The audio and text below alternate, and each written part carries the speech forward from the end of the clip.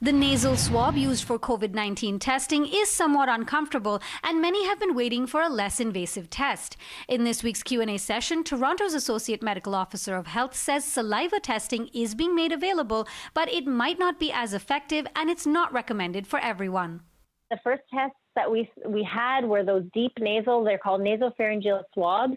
Now we're saying that children can actually get a throat swab and just a nostril in each nostril. And saliva testing is actually now available. It's available in 3 assessment centers in Toronto, and in the next few weeks will be rolled out more readily to particularly for children. The nasopharyngeal swab is still what we consider our gold standard. It's still, if you have that swab, you're more likely to detect COVID more often. Sometimes if you do a saliva test, it might be falsely negative.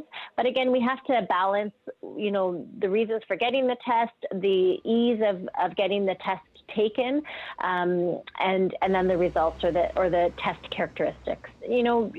The recommendations in school are, if you have one new or worsening symptom, you should get tested. And so some children may be tested a few times even this fall. And so I think ensuring that the parents are not worried about the kind of tests they're getting to take them to get tested is pretty important.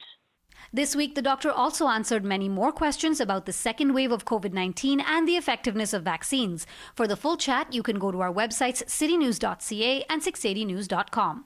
Point your phone camera to the code on the screen you see right now, and a link will pop up to take you directly to that article. For City News, I'm Dilshad Burman.